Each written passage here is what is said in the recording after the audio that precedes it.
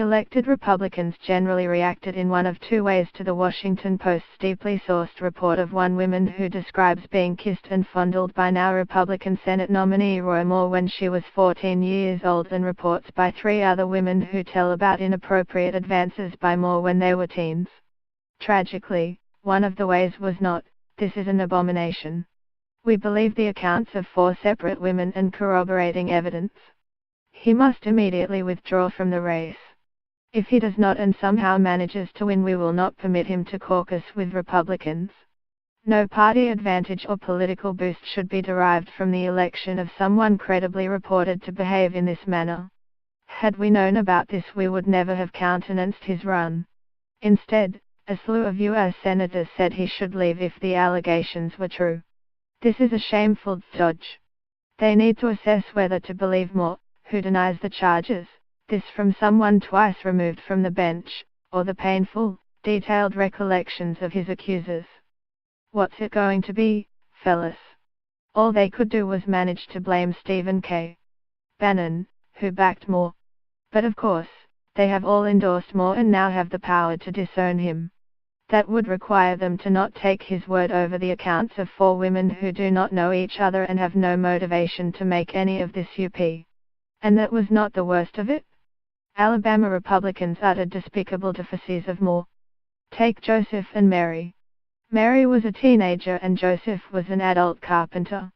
They became parents of Jesus, Alabama State Auditor Jim Ziegler told the Washington Examiner. There's just nothing immoral or illegal here.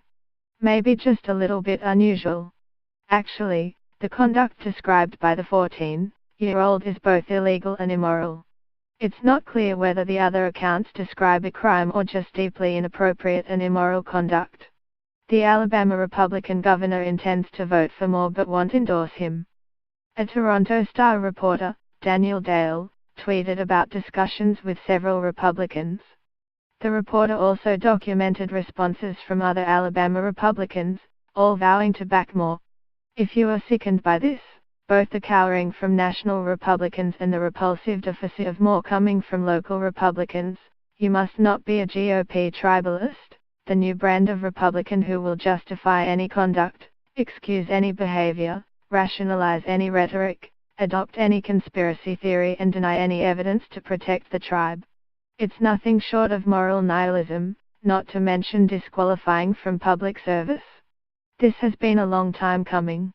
Republicans put up with Trump calling Mexicans rapists, insulting a POW, making racist accusations against a federal judge, attacking Gold Star parents and boasting on tape about sexual abuse of women.